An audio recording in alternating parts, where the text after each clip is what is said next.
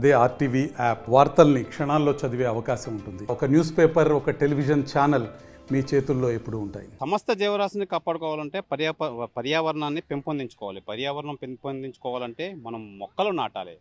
విత్తనాలతో పాటు మొక్కలు నాటితే అది వృక్షాలయ్యి మన పర్యావరణానికి మన మానవ జాతికి అందరికీ మేలు చేసే కార్యక్రమం అయితే ఏర్పడుతుంది. అయితే గ్రీన్ క్లైమేట్ నేత రత్నం గారు అయితే మనతో పాటు ఉన్నారు. ఈ పిల్లల చేత ఈ సీడ్స్ వేయించి విత్తనాలు నాటించి పర్యావరణానికి మేలు చేసే క్రమంలో పయనిస్తున్నారు. మనతో పాటు రత్నం గారు ఉన్నారు, ఆయన అడిగి తెలుసుకుందాం. సార్ చెప్పండి, ఈ పర్యావరణం ఈ విత్తనాలు ఏం చెప్తారు దీనికోసం? ప్రధానంగా భూమి మీద జీవిస్తున్న జీవరాశిలో మనిషి తప్ప అందరూ పర్యావరణం హితంగానే జీవిస్తున్నారు.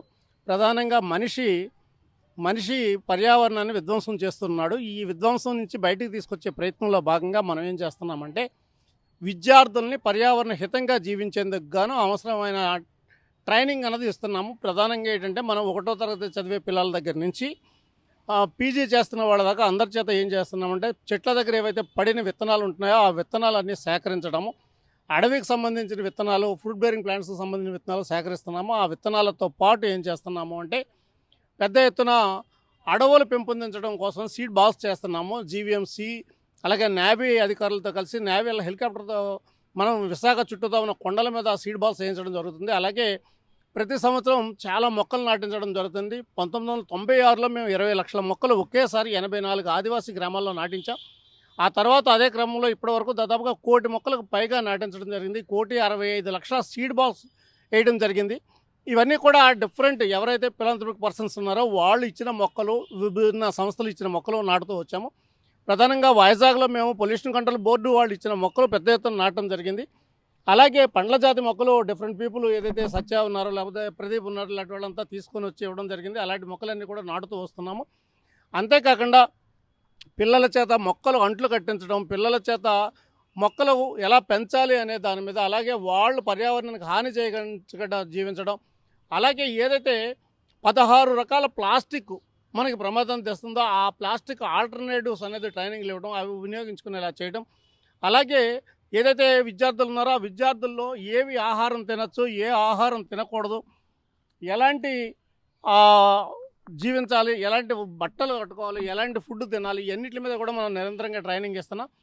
ప్రధానంగా ఏంటంటే ఎన్విరాన్మెంటల్ ఫిల్మ్స్ పిల్లలకి వేసి చూపిస్తున్నాం. అలాగే దేశంలో ప్రపంచంలో పర్యావరణ అంశాల మీద చాలా పెద్దగా పనిచేస్తున్న వాళ్ళందరినీ తీసుకుని వచ్చి ఇప్పుడు రాజేంద్ర సింగ్ కానీ, మేధా పట్కర్ కానీ, సందీప్ పాండే కానీ, సురేంద్ర గడేకర్ కానీ, రామ్దాస్, లలిత రామ్దాస్ ఇలా చాలామందిని తీసుకొని వచ్చి పిల్లలకి అవగాహన కల్పించే కార్యక్రమంలో భాగస్వాములు చేస్తున్నాం. అంతేకాకుండా మనము గ్రీన్ ఆర్మీ అని, గ్రీన్ సోల్జర్స్ అని, గ్రీన్ లీడర్స్ అని, గ్రీన్ వాలంటీర్స్ అని చెప్పి ఒక్కొక్క అంశంలో 3,000 మందిని తయారు చేస్తున్నది జరుగుతూ ఉంది. రీసెంట్గా 3,000 మంది ఎన్ఎస్ఎస్ వాలంటీర్లను తీసుకొని బీచ్ క్లీనప్ కోసం, బీచ్లో చెత్త వేయకుండా ఉండడం కోసం చాలా పెద్ద ఎత్తున ట్రైనింగ్ అనేది ఇవ్వడం జరిగింది. అంతేకాకుండా మనము ఏదైతే చిన్న పిల్లలు ఉన్నారో 5వ తరగతి లోపు పిల్లల్ని గ్రీన్ సోల్జర్స్ అని చెప్పేసి పర్యావరణ పరిరక్షణ కోసం ఎలా పనిచేయచ్చు ఏంటి అనే దాని మీద ట్రైనింగ్ ఇవ్వడం జరిగింది. అలాగే పిల్లల చేత ప్లాస్టిక్ ఆల్టర్నేటివ్స్తో ఫ్యాషన్ షోలు నిర్వహించడం, అలాగే జంతువుల బొమ్మలు తయారు చేయించి పిల్లల చేత ఆ బొమ్మలతో ఏమేమి పరిరక్షించాలి, ఎలా పరిరక్షించాలి, ఏ జంతువు వల్ల ఏం మేలు జరుగుతుంది, ఏ జంతువుని కాపాడటం వల్ల పర్యావరణానికి ఎట్లాంటి లాభం చేకూరుతుంది అన్నది ట్రైనింగ్లు ఇవ్వడం జరిగింది. అలాగే అఫీషియల్స్ కాడికి వచ్చేటప్పటికి మనం ఏం చేస్తున్నామంటే ఏదైతే పెద్ద పెద్ద రహదారులు నిర్మిస్తున్నారో ఆ రహదారులు నిర్మించేటప్పుడు వైల్డ్ యానిమల్స్ వెళ్ళే దారుల్ని నాశనం చేయొద్దని, వైల్డ్ యానిమల్స్కి వెళ్ళే దారులు కాపాడాలని చెప్తున్నాము. అలాగే ఏదైతే ట్రైన్ యాక్సిడెంట్లు ఎక్కువగా జరిగి ఏనుగులు చచ్చిపోతున్నాయో ఆ ప్రాంతంలో ఏనుగులు చనిపోకుండా ఎలిఫెంట్ కారిడార్ కోసం అని చెప్పి అవసరమైన వంతెనలు నిర్మించమని చెప్పి చెప్తున్నాము. అలాగే ఏదైతే రోడ్డు పక్కన ఇరువైపులా నాటుతున్న చెట్లు ఉన్నాయో ఈ చెట్లలో ప్రధానంగా మనం ఏం చెప్తున్నామంటే ఏదైతే అశోకుడి కాలంలో దేవతా వృక్షాలు రోడ్ల పక్కన నాటారో ఆ మొక్కలు నాటమని చెప్తున్నాము. అలాగే ఏదైతే మన తూర్పు కనుమల్లో లభించే ఔషధ మొక్కలు ఉన్నాయో, ఏదైతే మన అడవి జాతి మొక్కలు ఉన్నాయో, ఏదైతే పక్షులు గూడు పెట్టే మొక్కలు ఉన్నాయో ఇట్లాంటివన్నీ పెంచమని చెప్పేసి విద్యార్థి దశలోనే వాళ్ళకి ట్రైనింగ్ ఇస్తున్నాం. అంతేకాకుండా గతంలో విశాఖలో జీవీఎంసీ కమిషనర్గా ఉన్న లక్ష్మీ షాకి 1000 పండ్ల జాతి మొక్కలు ఇచ్చి రోజు 10 మొక్కలు నాటమని కోరడం జరిగింది. ఆయన 10 మొక్కలు నాటడం ద్వారా అసలు సిటీలో ఎలాంటి మొక్కలు నాటాలి అనే ఆలోచన ప్రతి ఒక్కరిలో కల్పించడం జరిగింది. దాంతో సిటీలో పండ్ల జాతి మొక్కలు అధికంగా నాటే ప్రయత్నం అనేది జరిగింది. అలాగే పక్షులు గూళ్ళు పెట్టుకున్న చెట్లు నాటడం, మెడిసినల్ ప్లాంట్స్ నాటడం జరిగింది. మనం సమతా కాలేజీలో చూస్తే కొన్ని మెడిసినల్ ప్లాంట్స్ మనం ఇచ్చాము. అక్కడ ఒక మెడిసినల్ ప్లాంట్స్ పార్క్ డెవలప్ చేసే ప్రయత్నం చేస్తున్నాము. అలాగే స్లమ్స్లో మనం తీసుకొని ఎవరి మట్టుకాళ్ళకి సర్వే చేసి ఒక్కొక్కరికి 5 నుంచి 6 మొక్కల దాకా పండ్ల జాతి మొక్కలు ఇచ్చి వాళ్ళు ఆ మొక్కల్ని దత్తత తీసుకొని పెంచుకొని దాని నుంచి వచ్చే ఫలాలు తీసుకునేలా చేస్తున్నాం. అంతేకాకుండా ఈ సంవత్సరం సిటీలో మనము 50 లక్షల మొక్కలు నాటాలి అనే ఆలోచనతో పెద్ద ఎత్తున క్యాంపెయిన్ చేస్తున్నాము. అలాగే ప్రతి స్కూల్లో కూడా మనం మట్టి వినాయక ప్రతిమలు తయారు చేసి క్లే గణేష అన్నదాన్ని ప్రమోట్ చేసి విత్తనాలతో మట్టి వినాయకుడిని తయారు చేయించి ప్లాస్టర్ ఆఫ్ ప్యారిస్ వల్ల వచ్చే సమస్యలను ఇచ్చేస్తున్నాము. రత్న గారు, అసలు ఈ సమస్త జీవరాశులను కాపాడుకోవాలంటే ఈ పిల్లల చేత, ముఖ్యంగా పిల్లల చేత ఎందుకు సీడ్స్ చేయిస్తున్నారు, ఏంటి దానికి కారణం ఏంటి? మనం గడిచిన 50 ఏళ్ళుగా చూస్తే పర్యావరణానికి, ప్రకృతి వనరులకి దూరంగా మనుషులు జీవిస్తూ పర్యావరణం అనేది పట్టించుకోవడం మానేశారు. పూర్వం ఏంటంటే ఇల్లు అడుక్కోవడానికి పేడ కావాలి, పేడ కోసం ఆవును పెంచడం అది అని చేసేవాళ్ళు. అలాగే పేడ గోమూత్రంతో జీవామృతం తయారు చేసి మొక్కలకేసి పంటలు పండించేవారు. ఇవన్నీ కూడా ఈరోజు మారిపోతున్న కాలంలో తెలియడం లేదు. కాబట్టి మనము పర్యావరణ హితంగా జీవించాలంటే పెద్దవాళ్ళని ఎడ్యుకేట్ చేసి ఒక దారికి తేవడం చాలా కష్టంతో కూడుకున్న పని. కాబట్టి విద్యార్థి దశలో ఉన్న వాళ్ళని పిల్లలకి ఇదంతా ఎడ్యుకేట్ చేస్తున్నాము. కొన్ని స్కూల్లో మనం ప్రకృతి ఆధారంగా వ్యవసాయం చేస్తున్నాం, కొన్ని స్కూల్స్లో మనం ప్రకృతి ఆధారిత వ్యవసాయం మీద అవగాహన కల్పిస్తున్నాం. ఇలా పిల్లలని ఎడ్యుకేట్ చేయడం కోసం పిల్లల్ని తీసుకుని వెళ్ళి వరి నాట్లు వేయించడం, పిల్లల్ని తీసుకొని వెళ్ళి చాలా చోట్ల విత్తనాలు నాటించడం, మొక్కలు నాటించడం, పిల్లల చేత ఇవన్నీ చేయించడం ద్వారా వాళ్ళు మొక్క నాటిన విషయాన్ని వాళ్ళ ఇంట్లో చెప్పి వాళ్ళ అమ్మా నాన్నని ఎడ్యుకేట్ చేస్తారు. అలాగే పిల్లల చేతే మనం టీవీ ఛానల్స్లో ఎక్కువగా మాట్లాడిస్తున్నాం. పిల్లల చేత ఎక్కువగా మాట్లాడిస్తే వాళ్ళు ఒక గ్రీన్ లీడర్గా తయారవడానికి, గ్రీన్ లీడర్స్తో మనం భవిష్యత్తులో పర్యావరణ పరిరక్షణకు ఉపయోగపడుతుందని మనం పిల్లల్ని ఎక్కువగా చేస్తున్నాం. అంతేకాకుండా దేశీయ కూరగాయ విత్తనాలతో పిల్లల చేత సీడ్ ర్యాకీ చేయిస్తున్నాము. అలాగే మనం సీడ్ ర్యాకీలను తయారు చేసేసి చెట్లకి కట్టించి వృక్షాబంధన కార్యక్రమం అన్నది చేస్తున్నాం. ఇలా మనము పిల్లలతో ఎన్ని రకాలుగా వీలైతే అన్ని రకాలుగా పర్యావరణ పరిరక్షణ కోసం చేయించడం అనేది చేస్తున్నాము. దాదాపుగా ఆంధ్ర, తెలంగాణ రాష్ట్రాల్లో 10,000 విద్యా సంస్థలకి మనం environmental education resource material social media ద్వారా పంపించడము, డిఫరెంట్గా మెయిల్ చేయడము, ఇవన్నీ చేసి వాళ్ళందరినీ ఎడ్యుకేట్ చేయడం అనేది చాలా కాలంగా జరుగుతూ వస్తుంది. ఈరోజు ప్రతి విద్యార్థి పర్యావరణ హితంగా జీవిస్తే ఆ కుటుంబం పర్యావరణ హితంగా జీవించడానికి అవకాశం ఉంటుందని, ఆ కుటుంబం పర్యావరణ హితంగా జీవిస్తే మన దేశం పచ్చగా ఉంటుందని ఆలోచనతో మనం పనిచేస్తూ ఉన్నాము. ఇది ప్రతి ఒక్కరు పనిచేయాలనే ఆశతో మేము కోరుతూ ఉన్నాం.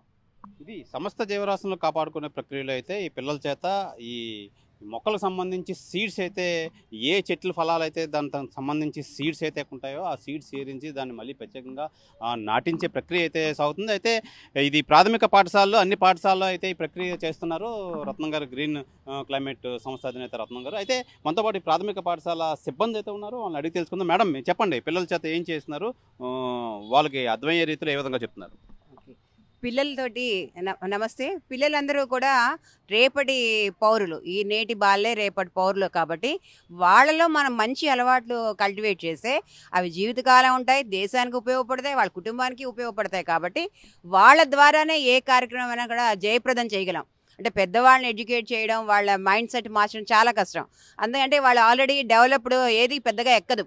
బట్ ఈ పిల్లలు అంటేను వాళ్ళు ప్రతిదీ కూడా విద్యని ఎంత జాగ్రత్తగా వాళ్ళు నేర్చుకుంటారో అదేవిధంగా ప్రతి అంశాన్ని కూడా జాగ్రత్తగా నేర్చుకోవడం, దాన్ని 10 మందికి కూడా తెలియచెప్పడానికి ఎక్కువ ప్రయత్నం చేస్తారు. మా స్కూల్లో ఇలా జరుగుతోంది, మేము ఇలా చేస్తున్నాం, ఇలా చేస్తే చాలా మంచిదట, తెలియకుండానే ఒక విధమైనటువంటి ప్రకటన జరుగుతుంది వాళ్ళ ద్వారా.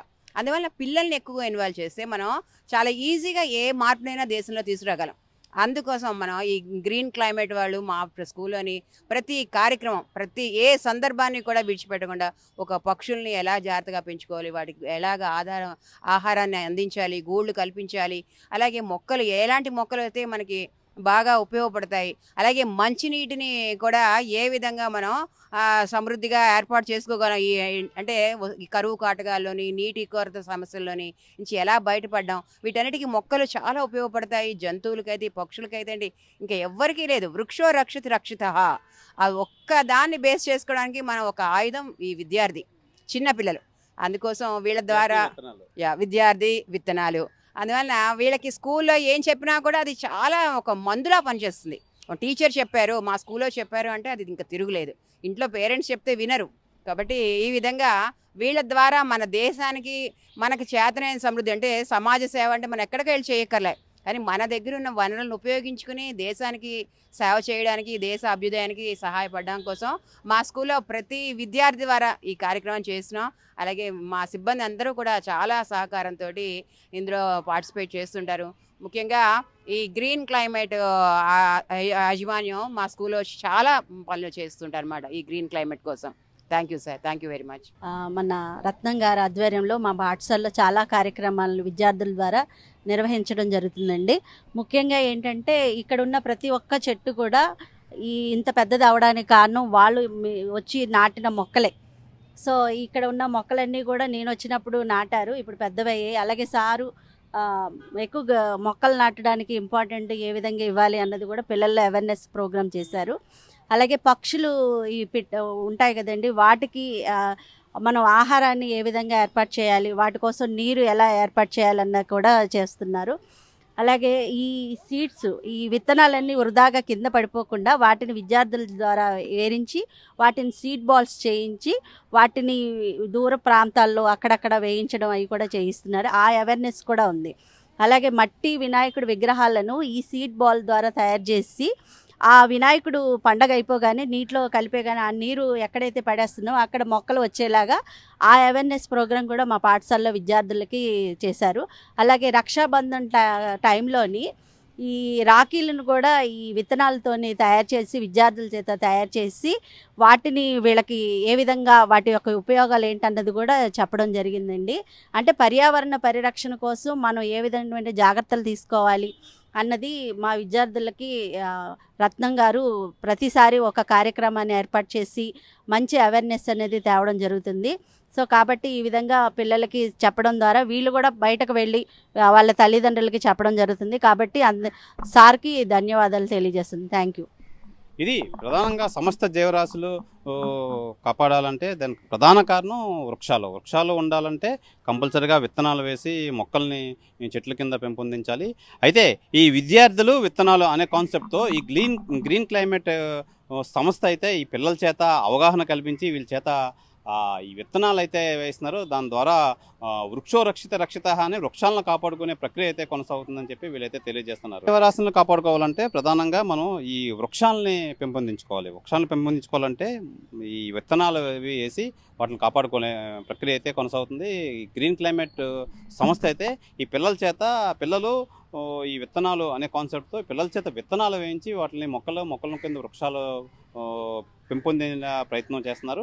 అయితే ప్రధానంగా వీటన్నిటి ద్వారా మనం మానవాళి జీవనం కొనసాగడానికి అయితే ఈ వృక్షాలు ఎంతో దోహదపడతాయని చెప్పి వీళ్ళైతే తెలియజేస్తున్నారు. ఇది ఈ పర్యావరణం సంబంధించి ప్రత్యేక కథనం. శివరామకృష్ణ, RTV, విశాఖపట్నం నుంచి. మరిన్ని వీడియోస్ కోసం ఛానల్ ని సబ్స్క్రైబ్ చేయండి. లేటెస్ట్ అప్డేట్స్ కోసం వాట్సాప్ ఛానల్ ని ఫాలో చేయండి. అండ్ లింక్ డిస్క్రిప్షన్ లో ఉంది.